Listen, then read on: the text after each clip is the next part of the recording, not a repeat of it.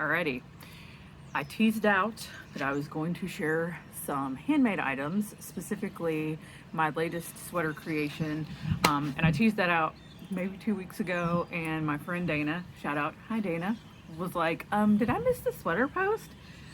And then I was like, oh yeah, I haven't made that yet. So I'm gonna make that video right now for you. Whew, hair's crazy. I am outside. It is springtime in North Carolina, so you may hear my wind chime in the background, and the birds, and the wind, and maybe even my dog, who it's possible may even pop up right there.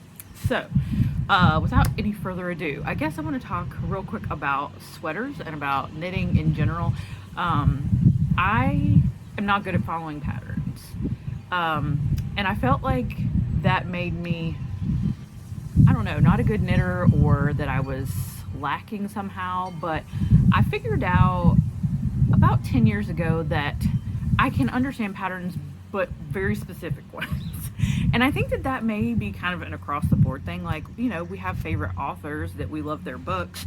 And I think that in crafts, you can have creators that their patterns make more sense than others to use. So the other thing is, yeah, I'm just not good at patterns.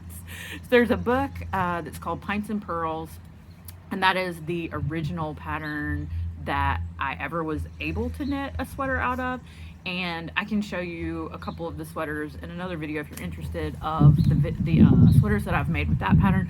But the sweater I'm going to show you today is totally made up. I made it up myself. It was inspired by two sweaters that I own. And I'm going to show you those sweaters and talk to you a little bit about my thinking process. So the sweaters that I'm going to show you are both thrifted. And the first one is this one. I don't even know if you can really, how much you can see of this, but the back has this sort of a pattern. It's just a cardigan.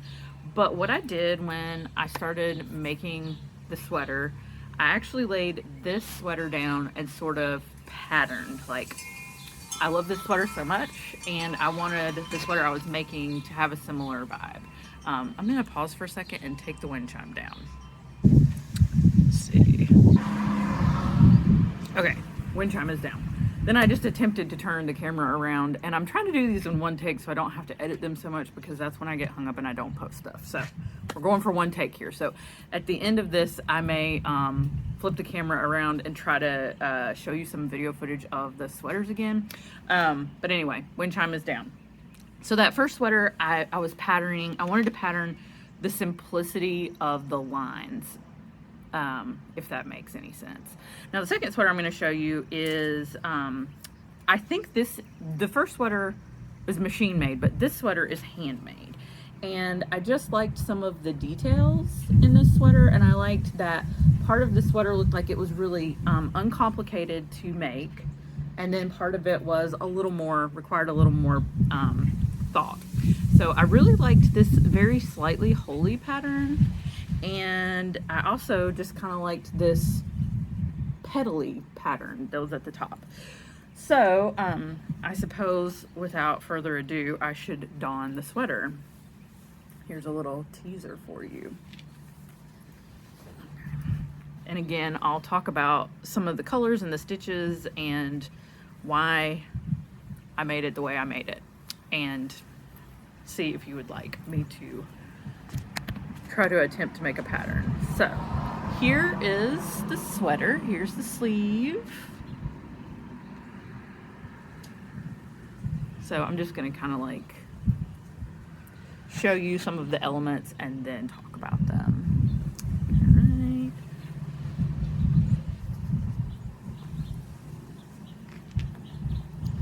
So when I first started this, I was actually working. Ooh! I was actually working on a scarf for my friend's dad. Hey Kayla, that was for your dad. And I was working on a scarf for him because his mom passed away about a year ago, and I was the very lucky recipient of her whole collection of yarn and knitting supplies. So I wanted to make a couple of things as little thank yous to to their family for gifting me this incredible collection of material. And so this back part is the part that I started knitting a scarf for him. And it was too much. Too much brain power. I was just tired of it.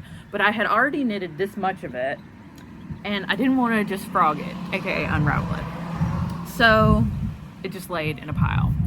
And then this was in the midst of quarantine, and I started thinking I should just make up a dang sweater pattern. I want a new sweater.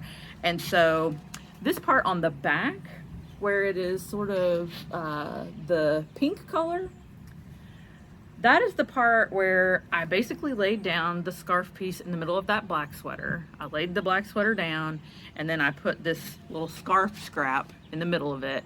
And then I sort of counted out, I picked the pink yarn, and I sort of counted out how many stitches I thought I would need in order to get the desired amount of knitted off area, I guess. So I picked up the stitches along the edge here, and I knitted out. And then I decreased this pink part so that it was kind of like a giant trapezoid. And that was the first part. And then the second part I did was the front piece where you see the blue and then the yellow. So I made two pieces that matched. So then the pieces, I feel like I'm just like holding this up like this, but I hope that this is helpful. Then I made those two front pieces. So it basically looked like a vest. And that was when I realized it was going to be too small. And I always make things too small. I don't know why, I don't know how, but I always do. So that was when I started figuring out, okay, well, how can I make this bigger? And so that's where I started adding like this part right here. And then I started getting tired of knitting plain things. And I thought, well, it would be neat to knit a sweater that's kind of like the green one, where part of it's really simple and part of it's more of a complicated pattern. And so that's where I looked up in my stitch pattern book and I found this pattern. And so at first I thought it was gonna be just like a little gauntlet type thing, but then I had so much fun knitting it that I knitted it all the way down the sleeve. So I knitted this in pieces. The other thing that made this project process a little bit easier was the smaller pieces that I then sewed together, because I'm starting to have some hand problems. Part of that seems to be residual from my chemotherapy a couple years ago. Part of it may just be that I'm 38 years old and I do too many crafts. Let's be real. So anyway, knitting this sweater in pieces and then sort of crocheting the pieces together, I don't do a good job of sewing pieces together. Something that I think is one of my great strengths in my creativity is that I find ways to make accidents look on purpose, or something along those lines. So because I can't do a very good job of sewing pieces together, I think they look cool crocheted together, and then I think it looks more like a design element. So I basically then, after I laid this down and kind of measured it on my arm, then I knitted pieces that would go on the opposite side of my arm, and I picked a really simple pattern that I was able to continue while I was increasing up the arm into the armpit area. All right. So that is the sleeve pieces, and then the cuffs. Again, I wanted a little bit more, I didn't want the ribbing of the cuff to just start right here. It didn't look right, and so I took that out, and then I just I crocheted round and round and round and sort of decreased a bit, and then I made very long cuffs. I love a very long cuff, and it helps with that like puffy element. And then I just kind of like picked up stitches where I needed to sort of strengthen pieces, and I crocheted a couple of rows along there and then crocheted the pieces together after I had done the several rows of crochet to kind of like stabilize. Because especially when you have this sort of lacier material, I think it's called drape, it's a bit too drapey to then just knit straight into. So then I just picked up, again, I realized I tried it on again, and I realized that it was not gonna come close to closing across my area.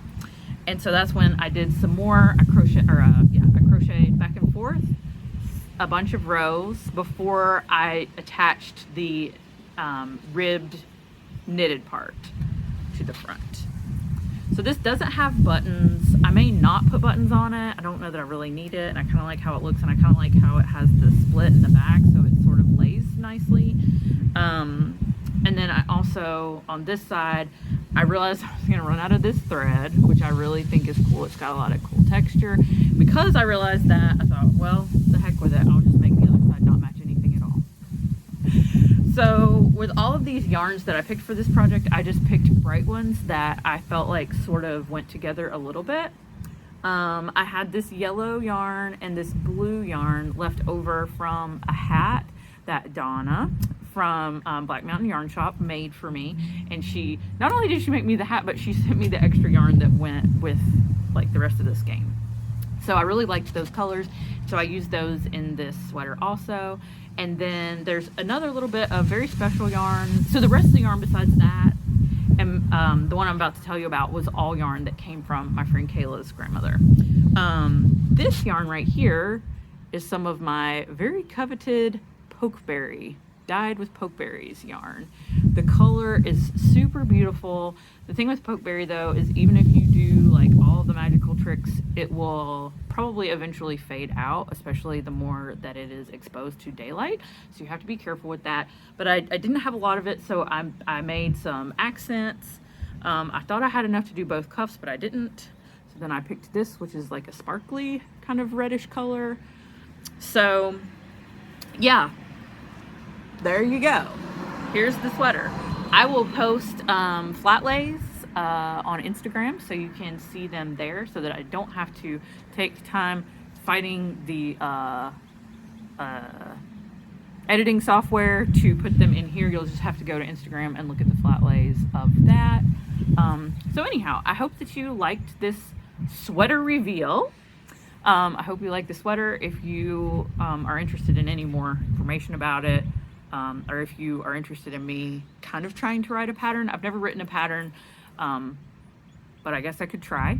Or if you just would like to see more pictures and details, let me know. And also if you would like to see some other things that I've knitted, specifically the sweater from the Pints and Pearls, I almost said cookbook, pattern book, let me know, and I can also do a video of that. So thank you for watching. I hope you enjoyed this, and I will see you on the next one, whatever I end up doing. Bye.